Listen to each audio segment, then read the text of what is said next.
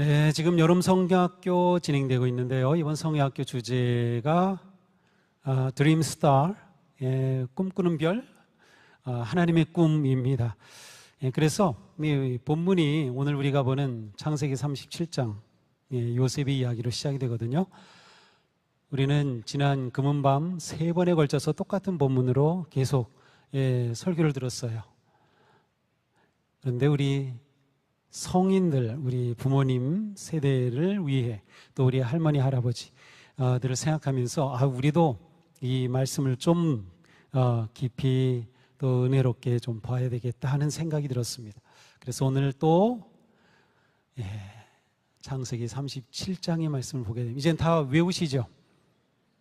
아니에요? 못 외우시는 분들은 금은밤에 오시지 못한 거예요. 자, 이번 주 금은밤 우리 청소년 수련회 시작하는데 굉장히 유명한 강사님이 오셔요.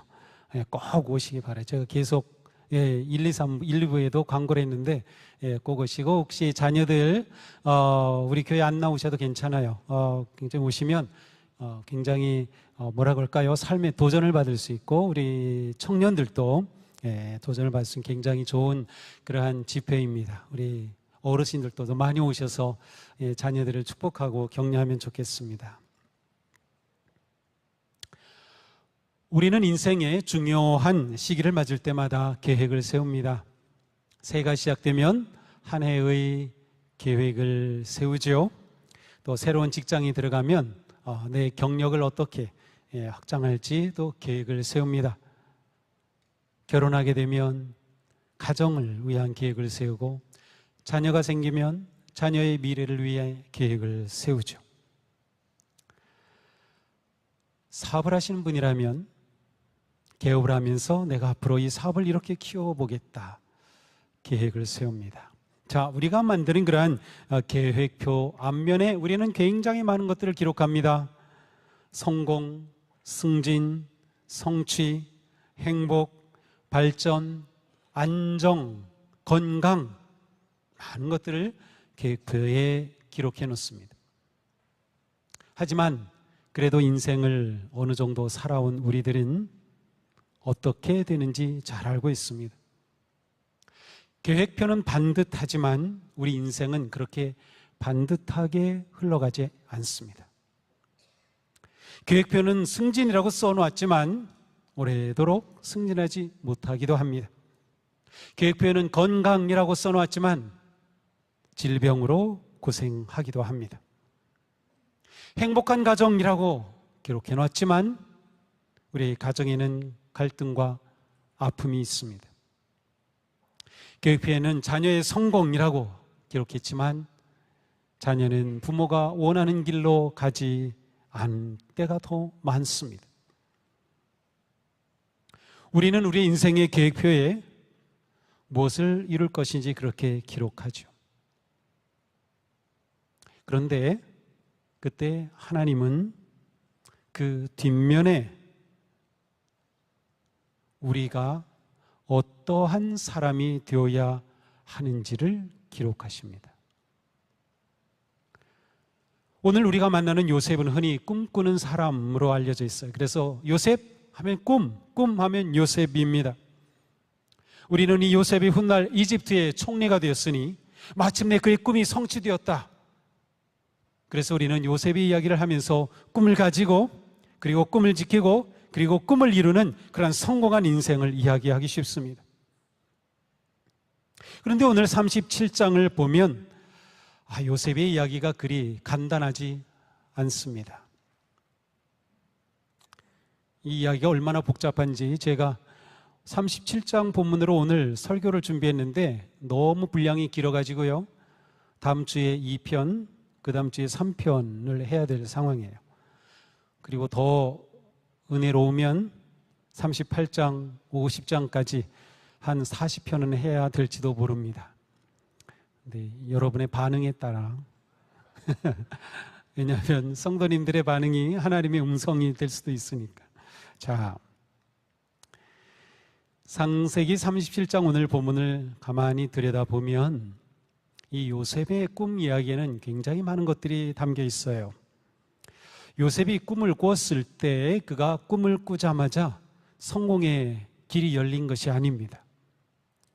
오늘 본문에는 아직 나오지 않지만 요셉은 꿈을 꾸게 되자 구덩이에 던져지고요, 형들의 미움을 받게 되고요, 노예 생활과 억울함의 고통이 열립니다.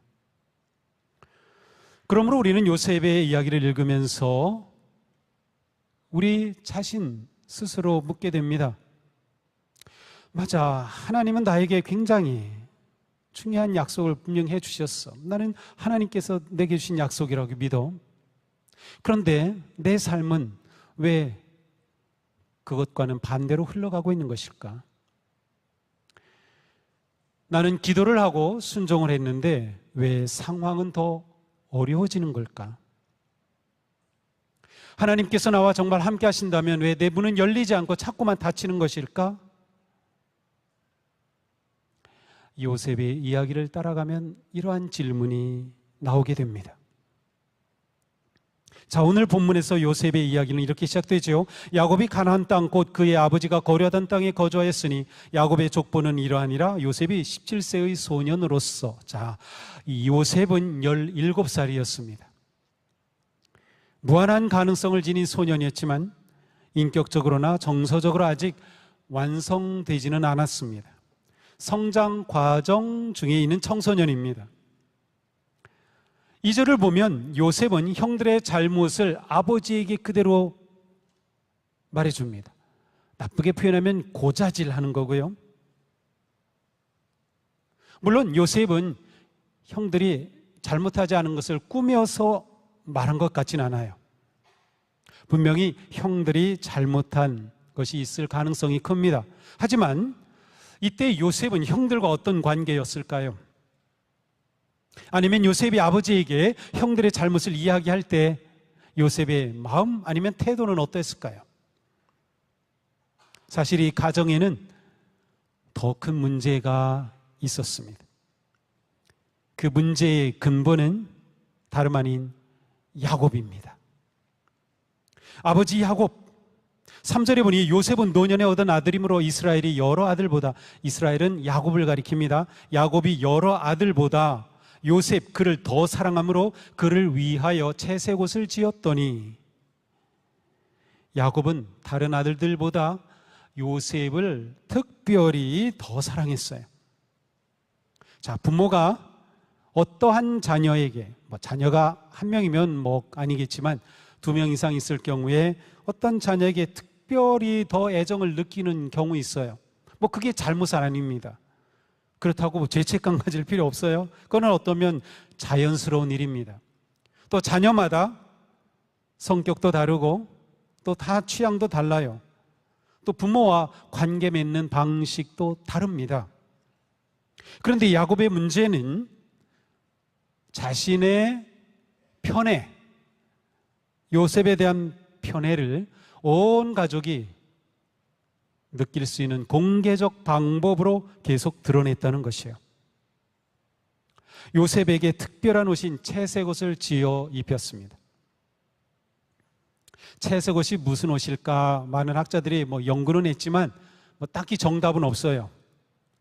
우리말로는 채색 옷이라고 되어 있지만 이것은 그냥 아름다운 옷, 그 당시에 어쩌면 팔도 이렇게 늘어진 그러한 고상한 옷, 아니면 그 당시에 이 염색하는 것은 굉장히 특별했기 때문에 정말 색깔이 다양한 아주 값비싼 옷일 수도 있어요. 분명한 것은 형들은 이러한 옷을 입지 않았습니다. 입지 못했습니다. 왜냐하면 그들은 일을 해야 했기 때문이죠. 양을 치고 일을 하는 사람이 이러한 옷을 입고 일을 할 수는 없는 겁니다. 그러므로 이 옷은 단순한 의복이 아니라 야곱이 온 가족들에게 전달하는 메시지였습니다. 이것 봐, 요셉은 너희들과 달라. 요셉은 아버지의 특별한 사랑을 받는 아들이야. 이것을 계속 메시지로 전달하는 거죠.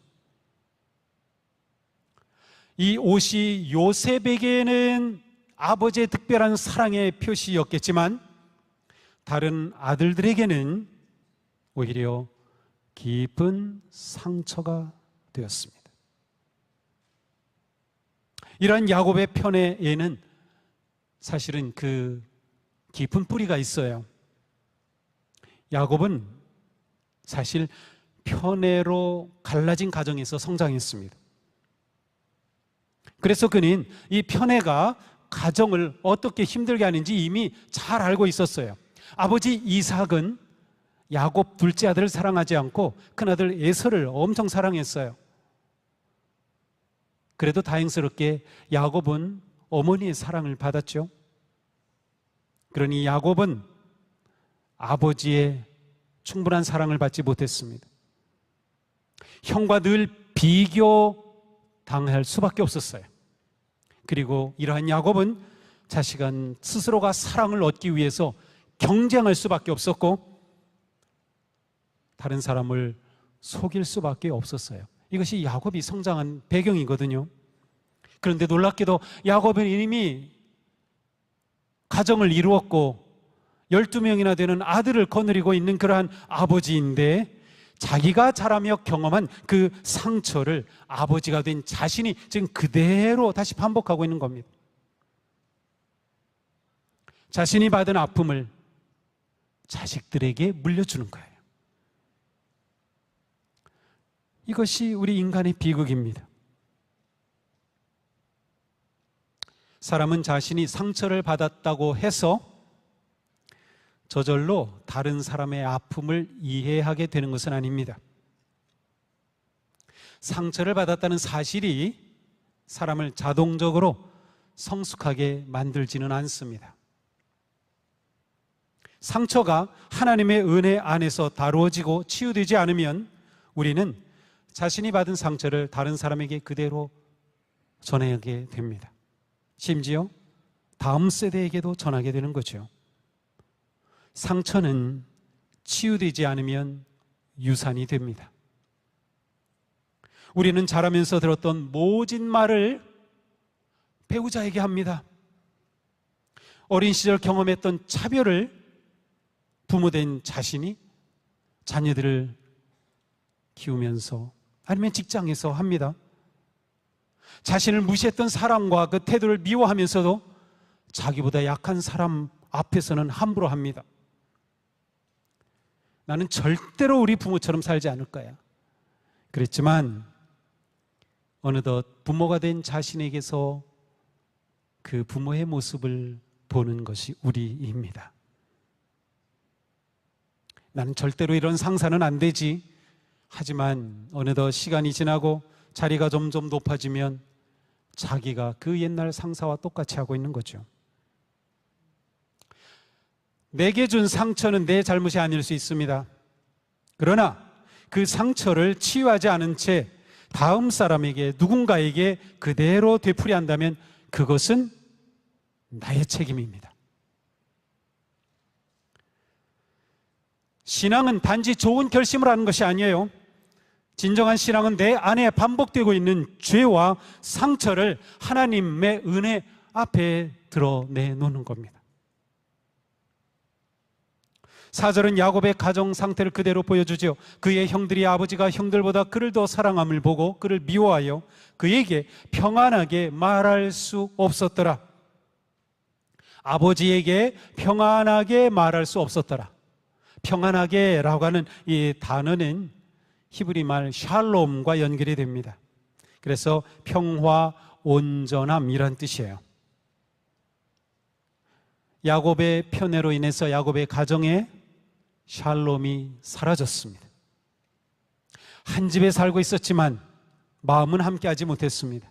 한 식탁에 앉았지만 서로에게 마음을 열지 못했습니다. 가족이란 이름은 있었지만 샬롬으로 말할 수 없으니 얼마나 아픈 가정입니까?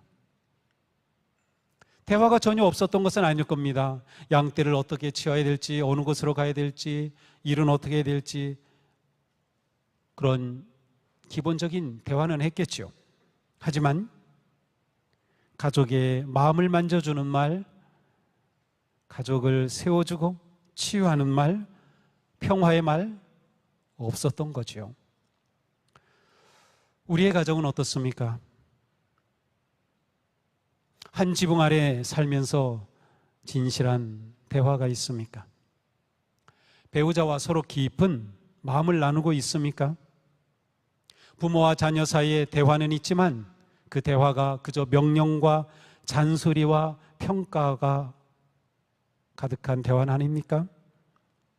사실 우리 부모들은 사랑하기 때문에 자녀들에게 그렇게 하지만 우리의 그 말이 자녀들에게는 전혀 사랑으로 들리지 않을 수도 있어요. 우리 직장은 어떻습니까? 우리 교회는 어떻습니까? 창세기 37장에서 꿈과 함께 드러난 것이 바로 깨어진 관계입니다.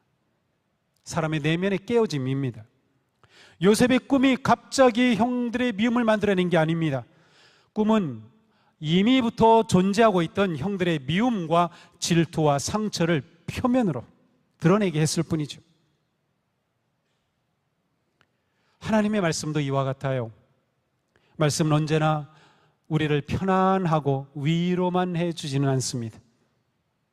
왜냐하면 말씀은 우리 안에 감추어져 있는 것을 드러내고 비추기 때문이죠. 내가 얼마나 교만한지, 내가 얼마나 욕망에 사로잡혀 있는지를 보여줍니다. 그래서 우리는 설교를 들으며 불편할 때가 있습니다. 말씀을 묵상하다가도 그냥 덮어버리고 싶을 때도 있습니다. 설교자인 저도 그렇습니다. 여러분은 설교 듣기가 불편할 때도 있겠지만 저는 설교하기가 불편할 때가 종종 있습니다. 야, 너는 어떤데? 그러한 마음이 저에게 들어오기 시작하면요, 설교를 준비하다가 진행 못해요. 그리고 계속 유혹을 받아요. 이 구절은 내가 빼면 좋겠네. 하지만 그 불편함이 은혜의 시작이 될 수 있어요. 하나님은 우리를 정죄하기 위해서가 아니라 우리를 치유하기 위해 우리의 죄와 아픔을 드러내시는 겁니다. 하나님께서는 우리의 상처가 다시 누군가에게 상처가 되지 않도록 우리의 깨어짐을 은혜의 빛 가운데로 이끌어내시는 거죠. 그러므로 우리는 꿈을 위해 기도한다면 이렇게 기도해야 할 것입니다. 하나님, 제 안에 깨어진 부분을 보여주십시오. 제가 받은 상처를 다른 사람에게 물려주지 않게 하십시오. 저의 성공이 누군가의 고통이 되지 않게 해 주십시오. 제가 받은 사랑과 은혜를 특권이 아니라 섬김의 책임으로 사용하게 해 주십시오.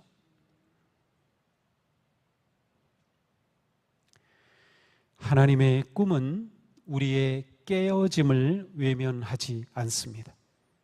하나님은 우리를 통하여 생명을 살리기를 원하시기 때문이에요. 그래서 먼저 우리 안에 다른 사람을 죽이거나 잘못된 태도로 살아가는 또한 그릇된 욕망을 보게 하시고 치유하시는 겁니다. 그러니까 요셉의 이야기를 볼 때 이러한 관점으로 보는 것이 굉장히 중요합니다. 그가 엄청난 성공을 했다, 이게 초점이 아니라요, 요셉을 하나님께서 어떻게 지금 치유하고 아니면 만들어가고 계시는 거예요. 5절이죠. 요셉이 꿈을 꾸고 자기 형들에게 말하며 그들이 그를 더욱 미워하였더라. 요셉은 두 번의 꿈을 꿨어요. 한 번은 형들과 함께 곡식단을 만드는데 요셉이 세운 곡식단은 그냥 딱 서 있어요. 그런데 형들의 곡식단은 그 앞에 다 절을 하는 겁니다. 두 번째 꿈은 더 엄청납니다. 하늘에 해와 달과 11별이 요셉에게 절을 합니다. 형들은 이 이야기를 듣는 순간 금방 알았어요. 뭐라고 합니까? 내가 참으로 우리의 왕이 되겠느냐? 참으로 우리를 다스리겠느냐? 아이고, 네가 왕이 되는 꿈 아니야? 듣자마자 형들은 금방 알았어요. 그런데 창세기 37장은 요셉이 이 꿈의 출처를 말하지 않습니다. 하나님께서 요셉에게 꿈을 꾸게 하시되, 이런 표현이 있으면 너무나도 좋겠는데 한마디도 없어요. 그래서 요셉의 이 꿈이 하나님이 주신 꿈이라는 것을 말할 수가 없어요. 그러면 왜 요셉의 꿈을 하나님의 꿈과 연결시키느냐? 이후에 나오는 말씀들을 보니까 그렇구나. 요셉의 그 꿈, 그건 하나님의 계획과 연결되었던 것이구나. 하나님의 꿈이구나 라는 것을 보게 되는 거예요. 요셉이 그 시골 구석에 살면서 내가 이집트의 총리가 되겠다, 나 정치인 되겠어, 뭐 이런 꿈인들 꾸어봤겠습니까? 전혀 하나님께서 주신 거였어요. 그의 꿈은 하나님께서 그의 삶을 통하여 이루시려는 큰 구원의 계획과 연결되어 있어요. 이 큰 구원의 계획은 사실 크게는 이스라엘이라고 하는 한 민족을 형성하는 것과 관계되고요, 작게는 야곱의 가족들과 그 당시에 그 고대 근동 쪽에 살던 모든 사람의 생명과도 관계되는 꿈이었어요. 우리는 오늘날 꿈을 여러 가지 의미로 사용하죠. 좋은 직장을 얻는 것, 경제적으로 안정되는 것, 좋은 집을 마련하는 것, 자녀가 성공하는 것, 사업을 성장시키는 것, 교회가 부흥되는 것, 우리는 그것을 꿈이라고 말합니다. 이런 소망이 잘못된 것 아닙니다. 좋은 직업을 얻어야 하고요, 경제적으로 안정되어야 하고요, 자녀가 건강하게 잘 성장해야 되는 거죠. 그것은 자연스러운 우리의 소망입니다. 또한 자신의 재능을 최대한 발휘하면서 사업과 일터가 성장하기 바라는 것, 좋은 것이에요. 그러나 내가 원한다고 해서 그것이 자동으로 하나님의 꿈인 것은 아닙니다. 나의 욕망과 하나님의 꿈은 구별되어야 합니다. 내가 꾸는 꿈이 하나님의 꿈으로 되어가는 것이 꿈꾸는 과정의 또 하나이고요, 하나님께서 처음부터 내게 꿈을 주시는 그 꿈으로 살아가는 것도 또 하나의 과정이에요. 사실 이 꿈에 관한 것을 이야기할 때 우리 청소년들이나 청년들하고 이야기할 때 굉장히 중요한 포인트예요. 내가 뭘 해야 될지 모르겠어요. 하나님 내게 꿈을 안 주셔요. 뭐 그러기도 하고요. 또 직장 생활하고 하는 그러한 청년들이 내 꿈이 뭔지 뭐 이렇게 하기도 해요. 근데 사실은 이게 서로 다 연결이 되어 있어요. 우리는 이미 이러한 세대를 지나왔기 때문에 내 욕망과 하나님의 꿈, 뜻은 구별되어야 한다. 우리는 꿈을 말하기 전에 먼저 물어야 합니다. 이 꿈은 누구를 위한 것인가? 이 꿈이 이루어진다면 나만 잘 되는 것인가? 아니면 누군가도 살려내는 것인가?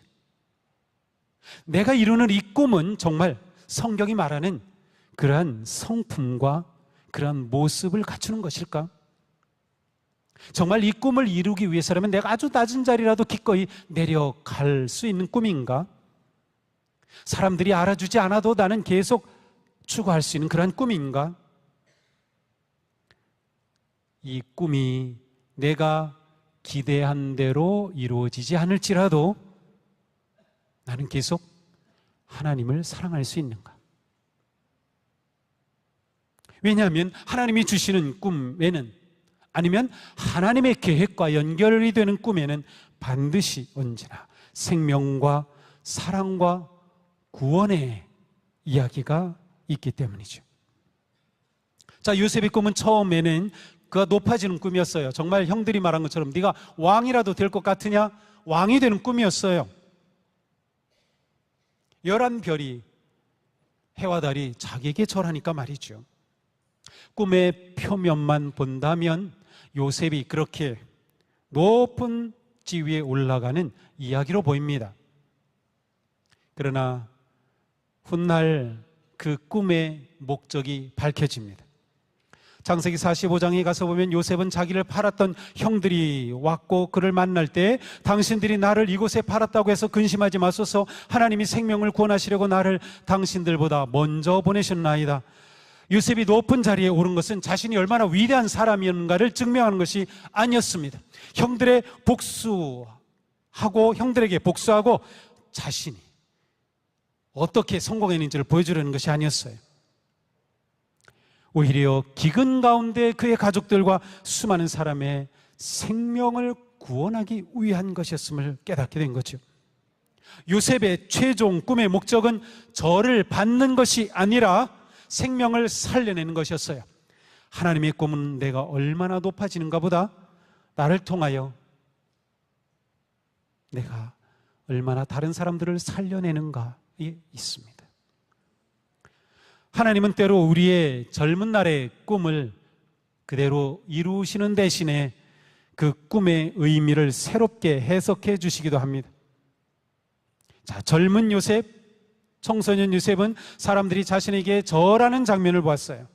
그러나 성숙한 요셉은 정말로 자신 앞에 엎드린 그 사람들을 살려냅니다. 꿈의 장면은 같았지만 꿈의 의미는 달라진 것이죠. 목회자의 꿈은 유명해지는 것이 아니라 한 영혼을 살리는 것이 되어야 하고, 부모의 꿈은 자녀가 하나님과 이웃을 사랑하는 사람으로 성장하게 되는 것이고, 직장인의 꿈은 자신의 전문성과 성실함으로 회사를 살려내고 또한 가정의 재정을 지켜내는 것이고, 사업가의 꿈은 좋은 일터를 만들어주고 그리하여 직원들과 그들의 삶과 사회를 살려내는 것이 되는 거예요. 교회의 꿈은 복음으로 영혼을 살리며 세상의 눈물을 닦아주며 하나님 나라의 평화를 드러내는 것이 되는 거예요.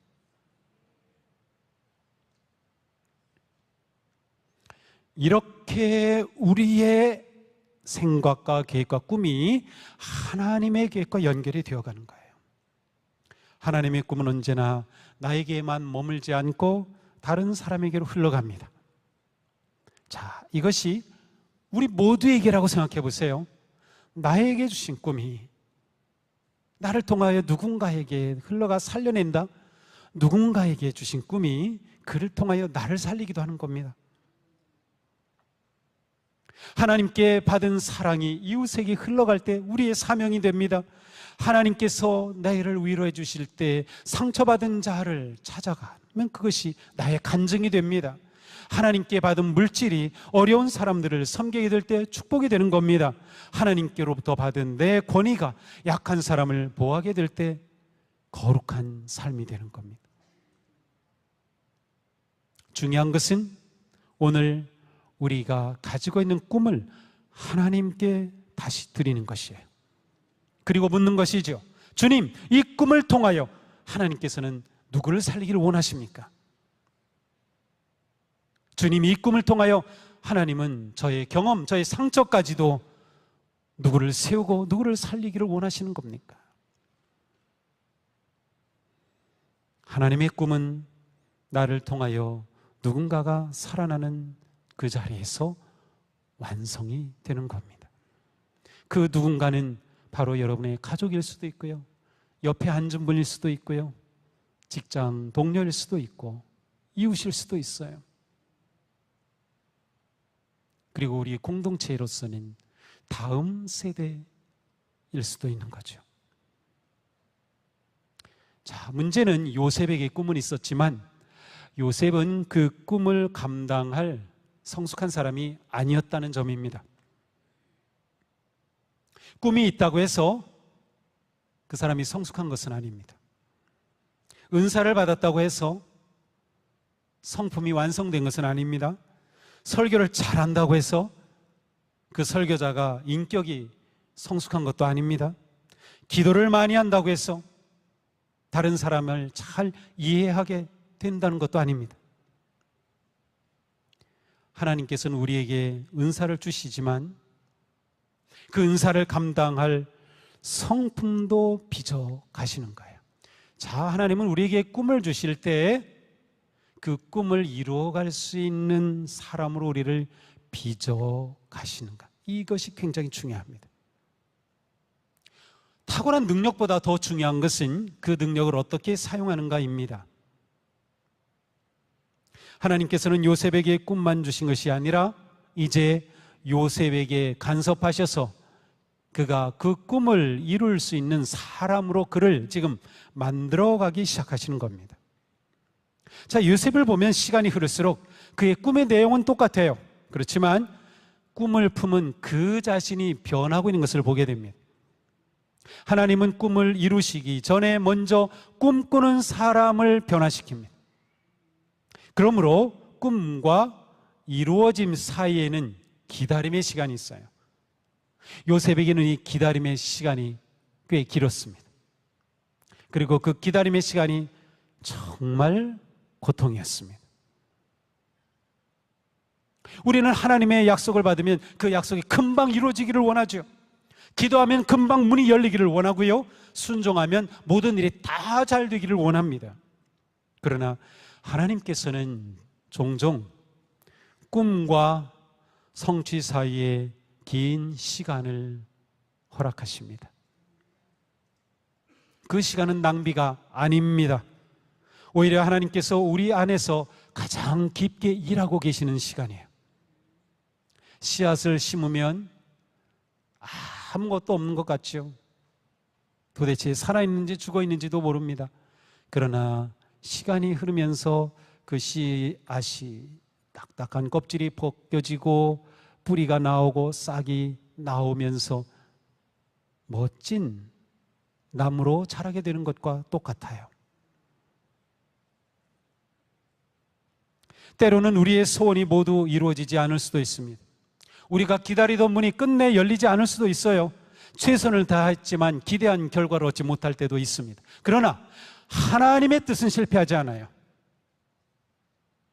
믿음은 하나님께서 내 계획을 반드시 이루어 주실 것이라고 확신하는 것만이 아니라 내 계획과 나를 다른 길로 이끌어 가신다 하더라도 하나님께서는 나를 통하여 여전히 선한 일을 이루고 계심을 신뢰하는 것입니다. 우리는 하나님께 묻습니다. 하나님, 언제 제 기도에 응답하시렵니까? 하나님은 우리에게 물으십니다. 그 기도가 이루어졌을 때 너는 그것을 감당할 만큼 준비가 되었니?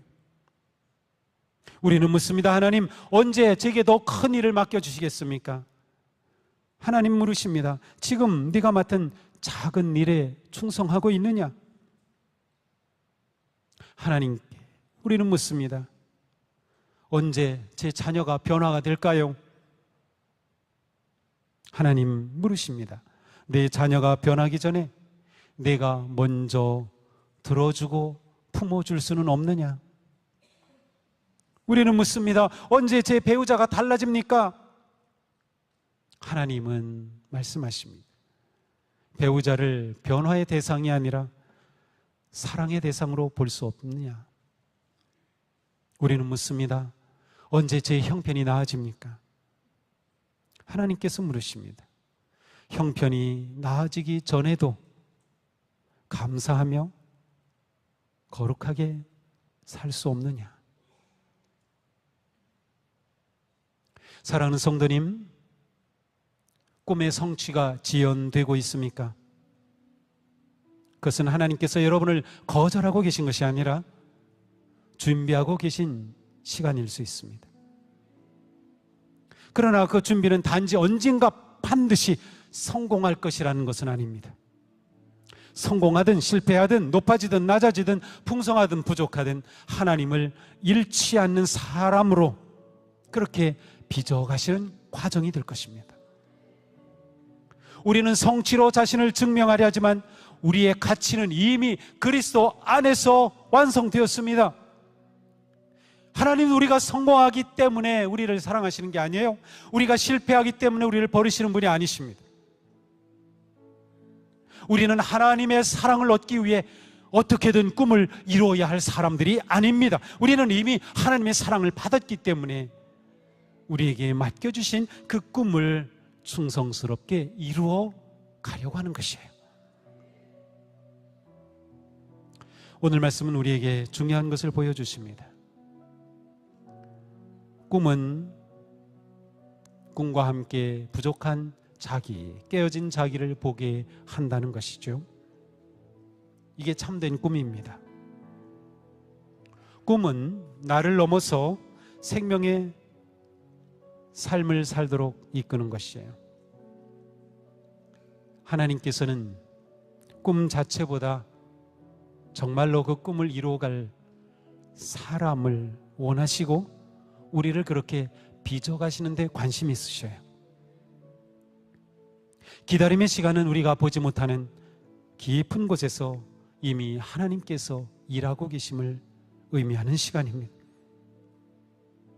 때로 하나님은 우리의 계획을 이루어 주시기보다 그 계획을 내려놓게도 하시고요, 때로 하나님은 우리가 원했던 문은 닫으시지만 전혀 예기치 않았던 문을 열어주시기도 합니다.